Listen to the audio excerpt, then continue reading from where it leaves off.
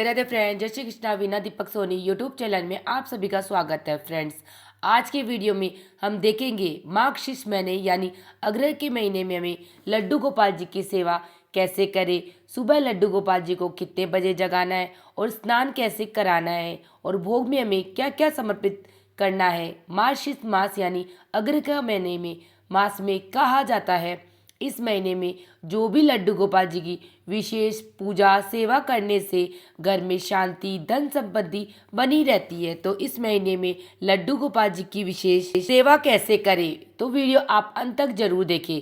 सुबह अपने काम से निवृत्त होकर स्नान आदि करने के बाद हम लड्डू गोपाल जी को जगा लेंगे। तो सवेरे हमें लड्डू गोपाल जी को 7 से 8 बजे के बीच में जगाएंगे। तो घंटी बजा के या ताली बजाकर हम बहुत ही प्रेम पूर्वक लड्डू गोपाल जी को जगाएंगे। अब सुबह सवेरे लड्डू गोपाल जी भजन गा के या राधे राधे बोल के आप लड्डू गोपाल जी को जगा सकते हो। तो देखिए, दोनों बच्चे आपके जितने घर में लड्डू गोपाल हो उन सभी को आप इस प्रकार बड़ी प्रेम पूर्वक जगा ले। सबसे पहले हमें उन्हें जल का भोग लगाएंगे। तो सवेरे जल के बाद लड्डू गोपाल जी को सबसे पहले जल का भोग आप जरूर लगाइए। तो देखिए, जल पिलाने के बाद सुबह सुबह हम लड्डू गोपाल जी को दूध का भोग लगाते हैं। सबसे पहले आप दूध को गर्म कर ले। तो हम लड्डू गोपाल जी को कभी चाय का भोग नहीं लगाते हैं। जैसे छोटे बच्चे को चाय नहीं पिलाते, उसी प्रकार हम लड्डू गोपाल को दूध का भोग लगाते। इस प्रकार मन में भाव रखते हुए हम लड्डू गोपाल जी को चाय का भोग नहीं लगाते। पर आप दूध को थोड़ा उबाल ले, दूध को थोड़ा ठंडा कर ले।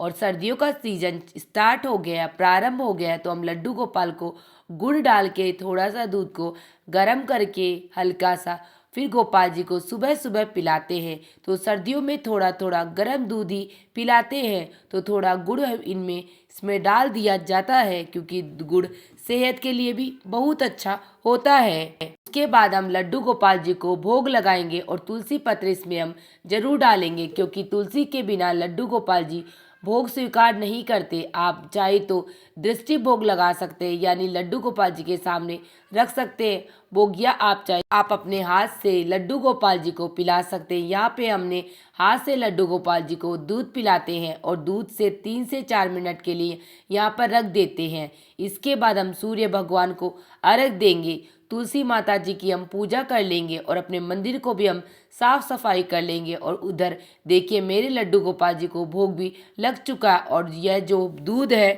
प्रसाद स्वरूप अपने बच्चों को पिला सकते हैं या खुद भी पी सकते हैं। तो प्रसाद स्वरूप आप दूध को ग्रहण कर ले। उसके बाद हम लड्डू गोपाल जी को स्नान कराएंगे। तो लड्डू गोपाल जी को स्नान कराने से पहले हम वस्त्रों का श्रृंगार सामान हम निकाल देंगे। आपके यहाँ पर अगर सर्दी लगने लगे तो आप लड्डू गोपाल जी को वूलन के कपड़े वस्त्र पहना दे। हमारे यहाँ पर सर्दी उतनी नहीं लग रही, तो हम लड्डू गोपाल जी को थोड़ी सी हैवी पोशाक पहना देंगे। जब सर्दी लगने लगे तो हम लड्डू गोपाल जी को वूलन के वस्त्र पहना देंगे। स्नान कराने से पहले श्रृंगार का सामान वस्त्र सब निकाल देंगे। उसके बाद हम लड्डू गोपाल जी को स्नान कराएंगे। तो देखिए, सुबह जब हम पूजा करते हैं तभी हम लड्डू गोपाल जी को स्नान करा देते हैं। तो हल्के गुनगुने पानी से हम लड्डू गोपाल जी को स्नान कराएंगे। अभी तो सर्दी बहुत ज़्यादा नहीं है, लेकिन पानी है तो वो बहुत ठंडा है, तो हल्का गुनगुना गर्म कर ले। तो इसके बाद में लड्डू गोपाल जी भगवान को स्नान कराएंगे। हल्के से गुनगुने से गर्म पानी से हम लड्डू गोपाल जी को स्नान करा देंगे। तो देखिए, सर्दियों में जैसे पानी से आप सब स्नान करते हैं ना, उसी तरह के पानी से यानी हल्का गुनगुने पानी से हमें लड्डू गोपाल जी को स्नान कराना है। देखिए, थोड़ा सा पानी हमको चेक कर लेंगे, ज़्यादा गर्म है तो उसमें थोड़ा सा आप ठंडा पानी मिला ले, यानी हल्का गुनगुने पानी से हमें लड्डू गोपाल जी को स्नान कराना है। अब देखिए, स्नान का जल तैयार हो गया है। अब देखिए, जिस बर्तन में आप रोजाना लड्डू गोपाल जी को स्नान कराता है बर्तन ले लीजिए और खाली बर्तन में बैठा के लड्डू गोपाल जी को स्नान नहीं कराना चाहिए। बर्तन के ऊपर आप तुलसी पत्र या फूल रख के आप लड्डू गोपाल जी को स्नान करा सकती है। और जब भी आप लड्डू गोपाल जी को स्नान कराएं तो एक ही बर्तन आप रखें, रोज रोज बर्तन आप चेंज न करें। तांबा, पीतल या स्टील कोई भी बर्तन आप ले सकते हैं। ठंड का मौसम है तो लड्डू गोपाल जी को सर्दी न लगे, इसीलिए आप के गुनगुने जल से लड्डू गोपाल जी को इस महीने आप नहलाएं। आप लड्डू गोपाल जी को इस महीने में पंचामृत स्नान करा सकते हैं। पंचामृत स्नान कराने से मनोकामना सिद्ध होती है। इसमें थोड़ा सा गुलाब जल या केवड़ा जल मिलाकर भी आप लड्डू गोपाल जी को स्नान करा सकते हैं। इससे स्नान कराने के बाद दिव्य सुगंधित आती है और यह मन और वातावरण को सुगंधित करता है। तो देखिए, लड्डू गोपाल जी को स्नान कराने के बाद साफ सूती कपड़े से धीरे धीरे हमें पोंछना है, अर्थात अंग पोषण करना है। माघ शीर्ष यानी मास भगवान श्री कृष्ण का अत्यंत प्रिय माना गया है और भगवान श्री हरि विष्णु जी की श्री कृष्ण के बाल स्वरूप लड्डू गोपाल जी है। लड्डू गोपाल जी की सेवा करने से अखंड पुण्य, सुख, समृद्धि और भक्ति की प्राप्ति होती है।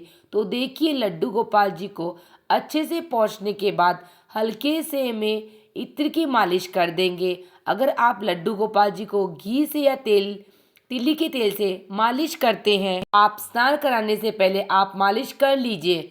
अगर आप इत्र से मालिश करते हैं तो आप स्नान कराने के बाद आप इत्र से मालिश कर सकते हैं। इत्र जो है वो गर्म होता है। आप इत्र से भी सर्दियों में लड्डू गोपाल जी को अच्छे से मालिश कर सकते हैं। वैसे तो रोजाना ही हम इत्र लगाते हैं, लेकिन सर्दियों में अच्छे से मालिश भी हो जाती है। लड्डू गोपाल जी को बहुत अच्छा लगेगा। हल्की हल्की हाथ से हम लड्डू गोपाल जी को अच्छे से मालिश कर देंगे।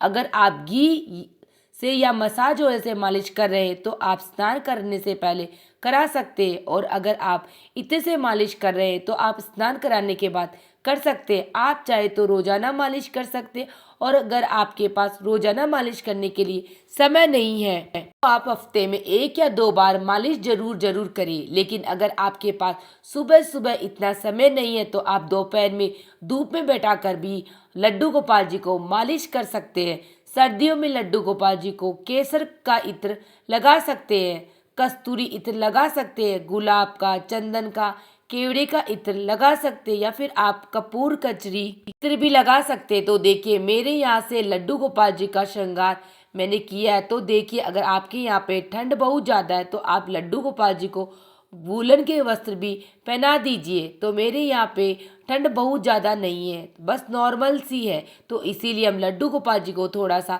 हैवी पोशाक पहना देंगे। श्रृंगार करने के बाद लड्डू गोपाल जी को थोड़ा इत्र लगा देंगे। इसके बाद हम आईना दिखाएंगे। तो मेरे लड्डू गोपाल जी श्रृंगार आप सबको कैसे लगेगा कमेंट करके जरूर बताना। श्रृंगार करने के बाद हम लड्डू गोपाल जी को मंदिर में विराजमान कर देंगे। उसके बाद हम सबसे पहले धूप दीप प्रज्वलित कर लेंगे। तो देखिए, मार्गशीर्ष महीने में लड्डू गोपाल जी के पास दीपक जलाने से वह करोड़ों युग तक स्वर्ग में निवास करता है। तो इस महीने में लड्डू गोपाल जी के पास घी का दीपक आप जरूर जलाएं।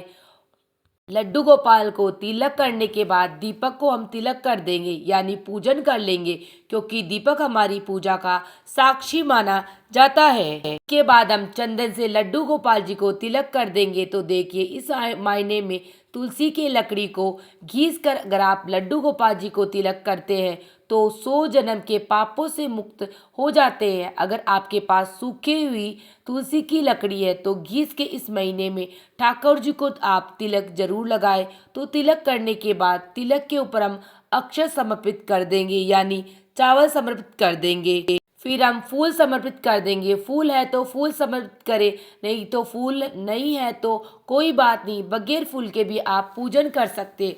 फूल समर्पित करने के बाद हम तुलसी समर्पित कर देंगे। तो देखिए, इस महीने में तुलसी जी के मंजीरी सहित तो ठाकुर जी को यह लड्डू गोपाल जी की पूजा करता है मोक्ष का भागी होता है। तो इस महीने में मंजीरी सहित तुलसी आप लड्डू गोपाल जी को जरूर समर्पित करें। उसके बाद लड्डू गोपाल जी को भोग समर्पित करेंगे। तो हम यहाँ पर जो भी आपकी बेसन के लड्डू, खीर का भोग समर्पित करें, साथ ही फलों का भोग भी आप समर्पित कर सकते हैं। जो भी भोग अवेलेबल हो वही भोग आप लड्डू गोपाल जी को समर्पित कर सकते हैं। तो भोग आप समर्पित कर दीजिए। और इसके बाद हमें ध्यान रखना है, लड्डू गोपाल जी को शुद्ध और सात्विक चीज़ों का ही भोग समर्पित किया जाता है।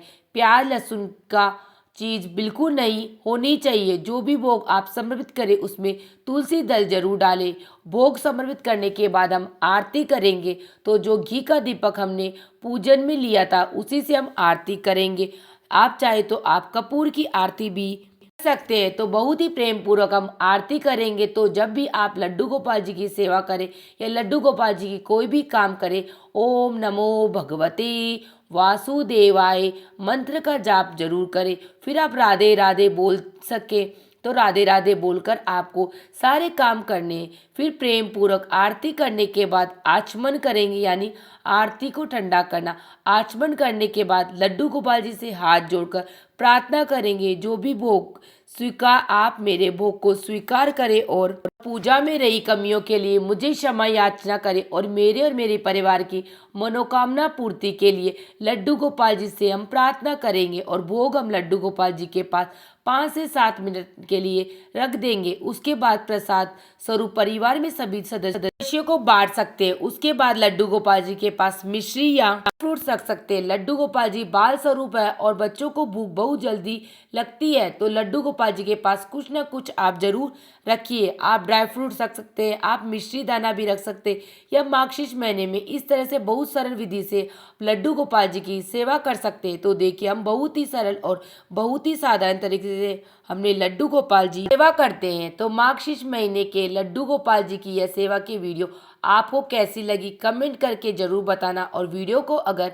आप लोगों को अच्छा लगे तो वीडियो को लाइक कर लेना, और लड्डू गोपाल जी के नए नए वीडियो देखने के लिए मेरे चैनल को सब्सक्राइब करना। फिर मिलते हैं किसी और वीडियो के साथ, तब तक के लिए राधे राधे फ्रेंड्स, जय श्री कृष्णा।